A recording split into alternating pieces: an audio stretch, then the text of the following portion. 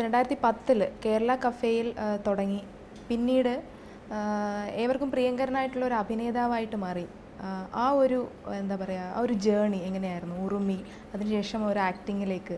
First beginning എന്ന് പറയുന്നത് ഒരു 2000-ൻ്റെ നമ്മൾ 2000-2001 ആ സമയത്ത് തന്നെ ഇന്നത്തോളം ഡിജിറ്റൽ മീഡിയം അത്രയും പോപ്പുലർ അല്ലാതിരുന്നൊരു സമയത്ത് നമ്മൾ ഡിജിറ്റൽ മീഡിയത്തിൽ കുറച്ച് വർക്കൊക്കെ ചെയ്യുകയും നമ്മൾ വരുന്നൊരു ബാക്ക്ഗ്രൗണ്ടിൽ നിന്ന് അങ്ങനെ ഒരു ഫിലിം സ്കൂൾ പഠനം അന്ന് പോസിബിൾ ആയിരുന്നില്ല. അപ്പോൾ നമ്മൾ തന്നെ ചെയ്ത കുറച്ച് വർക്കൊക്കെ ആയിട്ട് നമ്മളൊരു എക്സ്പോഷറിന് വേണ്ടിയിട്ട് പുറത്തോട്ട്, കേരളത്തിന് പുറത്തോട്ട് പോവുകയും നമ്മൾ അങ്ങനെ പലയിടത്ത് വെച്ചിട്ട് നമ്മൾ പലയിടത്തുനിന്ന് ഉണ്ടാക്കിയെടുത്ത ഒരു എക്സ്പീരിയൻസസിൻ്റെ കൾമിനേഷനാണ് ശരിക്കും ഒരു 2005 നമ്മൾ അതുവരെ ഉണ്ടായിരുന്ന ഒരു പാത്തിൽ നിന്ന് മാറിയിട്ട് മെയിൻ സ്ട്രീം സിനിമയിൽ വർക്ക് ചെയ്യാനുള്ളൊരു ഡിസിഷൻ എടുക്കുന്നത്. അതുവരെയുള്ള ഈ 2001 മുതൽ 2005 വരെയുള്ള ഒരു സ്ട്രഗ്ലിംഗ് പീരീഡ് ഉണ്ട്. ആ സ്ട്രഗ്ലിംഗ് പീരീഡ് എന്ന് പറയുന്നത് യഥാർത്ഥത്തിൽ സിനിമ നമ്മുടെ ഒരു പ്രൈമറി പാഷനായിരിക്കുകയും അത് ആ പ്രായത്തിൽ തന്നെ അങ്ങനെ ഒരു ഡിസിഷൻ എടുക്കുകയും ചെയ്യേണ്ടി വരുന്നു എന്നുള്ള അതിനെ പ്രൂവ് ചെയ്യാനായിട്ട് നമ്മൾ അങ്ങനെ ഒരു തീരുമാനമെടുത്തത്. അങ്ങനെ ശ്രീ രഞ്ജിത്തിനോടൊപ്പമാണ് ഞാൻ കരിയറിൽ വർക്ക് ചെയ്തിട്ടുള്ളത്. 2005 മുതൽ അദ്ദേഹം ഈ ഏറ്റവും അടുത്ത സിനിമ വരെ തന്നെ നമ്മൾ അദ്ദേഹത്തിൻ്റെ സിനിമകളുടെ പല ഭാഗങ്ങളിലൂടെ നമ്മൾ പലപ്പോഴും നമ്മൾ വർക്ക് ചെയ്തിട്ടുണ്ട്.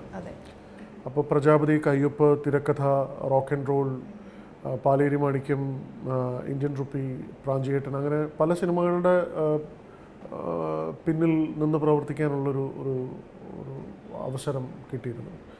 അതിനിടയിലാണ് കേരള കഫേ എന്നുള്ളൊരു ഐഡിയ.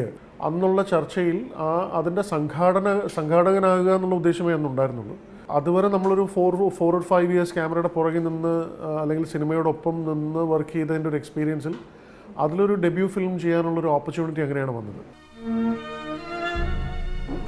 ഓം തലമുടി തലയിൽ നിന്നും വേർപെടും വരെ എന്നിൽ നിന്നും പിടിവിടാതെ എന്നെ ഭൂമിയിലേക്ക് തള്ളിവിട്ട എൻ്റെ കൂട്ടുകാരൻ. സിനിമ എന്ന് പറയുന്നത് ഒരിക്കലും നമ്മളെ സംബന്ധിച്ചിടത്തോളം നമുക്കൊരു ആ ഒരു പാഷൻ ഉണ്ടാവാൻ കാരണമായ ചില ആൾക്കാരുണ്ട്.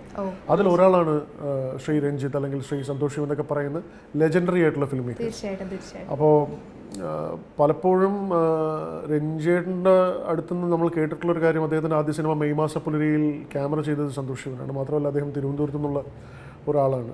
അപ്പോൾ സന്തോഷ് ശിവനോടൊപ്പം വർക്ക് ചെയ്യുക എന്ന് പറയുന്നത് അതൊരു ലേണിംഗ് എക്സ്പീരിയൻസ് എന്നുള്ള നിലയിലാണ് ഉറുമിയെ അപ്രോച്ച് ചെയ്തത്.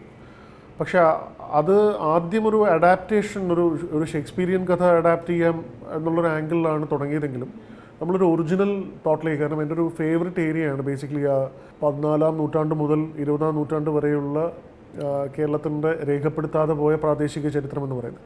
അപ്പോൾ അതിനെക്കുറിച്ച് നടത്തിയിരിക്കുന്ന ചില ഒബ്സർവേഷൻസിൽ നിന്നാണ് എന്തുകൊണ്ട് നമുക്ക് കൊളോണിയൽ കാലഘട്ടത്തിലുള്ള കഥ നമ്മുടെ പോയിന്റ് ഓഫ് വ്യൂവിൽ പറയാൻ ഉള്ളൊരു ശ്രമം നടത്തിക്കൂടാ എന്ന് തോന്നിയത്. അങ്ങനെയാണ് ഉറുമി ശരിക്കും അങ്ങനൊരു ഐഡിയ പറഞ്ഞപ്പോൾ അദ്ദേഹം അതിനെ വളരെ പോസിറ്റീവായിട്ട് കാണുകയും തോക്കില്ലാതിരുന്നൊരു സമയത്ത് തോക്ക് എത്തിക്കഴിഞ്ഞാൽ ഉണ്ടാകുന്ന ഒരു സൊസൈറ്റിക്ക് വരുന്ന മാറ്റമാണ് അദ്ദേഹം ഉദ്ദേശിക്കുന്നത്.